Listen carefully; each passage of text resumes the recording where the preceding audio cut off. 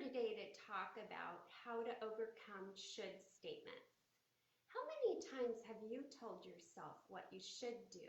I should lose weight. I should earn more money. I should be more confident. I should have called that person. This one word in particular, should, is so common that it causes problems for all of us. Shitting on ourselves has become an automatic way we talk to ourselves, and something we're not even conscious that we're saying it. In this video, I want to share why should is a problem and how to overcome your should statements with 2 key steps. But before I do, I'd like to introduce myself. I'm Wendy Johnson, a transformational life coach, and I am passionate about helping women overcome their challenges and design a life they love living on purpose with more joy, peace of mind, and well-being. So back to the problem about shoulding ourselves. This is so common. And I myself am a long-term sufferer of shitting on myself. And I'm well acquainted with the negative effects that the should statements do to your well-being.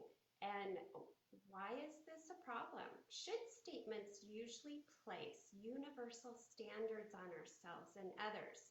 They're statements that you're making up, that you're making up what should be done, what you ought to do, or what you must do. In other words, where you are now is never good enough as where you think you should be. And when applied to the self, this should statement creates unwanted feelings of guilt, shame, regret, frustration, discouragement, anxiety, and hopelessness. Should is an active form of self-criticism and shaming. It is saying we don't like who we are and where we are now. We should be doing something else, or somebody else should be doing something else. So when this is applied to other people don't live up to your should or shouldn't expectations. Other people feel hurt, resentful, ashamed, and that can be very damaging for a relationship. It causes low self-esteem, low self-worth, lack of confidence, and it's making a negative situation even more negative. So I want to know, have you caught yourself saying you should do something? I ask my clients this all the time. Does this statement make you feel good? I can't say I've ever heard anyone tell me that a should statement made them feel good or got them inspired or motivated. It does the opposite. We create unhealthy feelings of being stuck and frustrated and worthless, and this paralyzes us.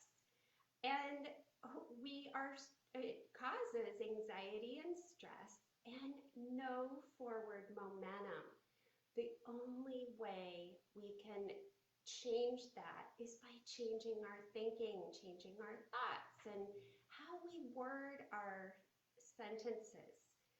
So the first way to kick those unwanted should statements to the curb is just to notice, just to become aware of when the should statement goes through your mind.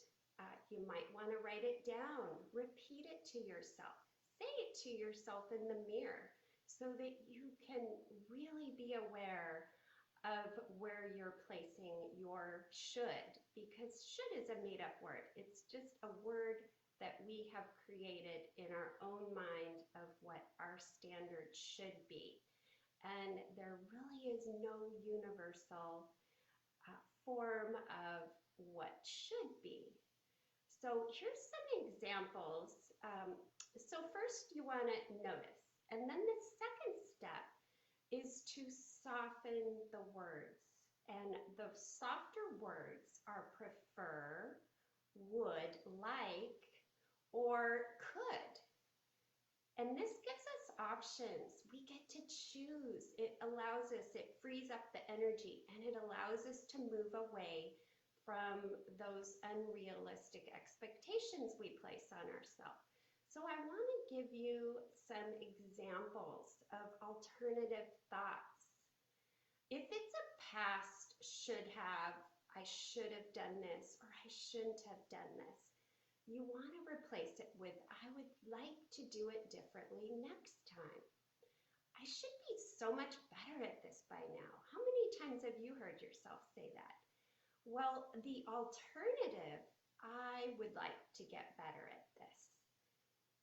And another way is they shouldn't have acted that way. They could have acted differently is a better alternative. How have you ever heard yourself say, I should exercise more? I should walk more. I should get up earlier. I should go to bed earlier. An alternative for those is I could exercise more. I would like to exercise more. They should have responded sooner. They left me hanging. I hate that when that happens. Well, an alternative would be they could have responded sooner. Next time, I would prefer a quicker response. Do you notice the differences? Do you notice the change in the tone from negative to optimistic and positive? You're taking words and you're softening them, and it's giving you an opportunity of a choice. The words are more encouraging, and there's judgment is removed. The judgment is removed, and the words are neutral and encouraging and optimistic. So I just want to recap this video. Just remind yourself that there are no shoulds. Thinking something should be different, or you're just seeing things in a negative view, and you're beating yourself up and you're beating others up. When you place should with a better thought word like prefer, could, or would like to, it opens the door to thinking more constructively about future possibilities. If you find that you're down on yourself, feeling ashamed, or angry with others, these are often clues that there's a should belief operating somewhere in your thinking. And these unhealthy thinking patterns, like should statements, keep us separated from our truest self and from the happiness that we're seeking. They convince us that we're not good enough, that we don't deserve happiness, and that we don't measure up, and that we should be something that we're not. The only thing you should be is exactly who you are right now. Don't let anyone, not even yourself, tell you otherwise. Acknowledge the work you're putting in and that you are creating a life you love. Give yourself as much grace as you can. Give other people grace. You're doing the best you can, and that is always good enough. I'd love to hear from you. What is one should statement that you've been saying to yourself, and how will you turn it around? I'd love to hear from you. Please drop a comment below. And if you have not subscribed to my channel, go ahead and do so. I put out a weekly video, and I go live on Tuesdays. And I have a freebie for you as well. For more clarity on your future dreams and goals, I've created a free guide called The 10 Principles to Design a Life You Love. Grab your copy below. And I appreciate you being here, for growing yourself. Here's to you and your success.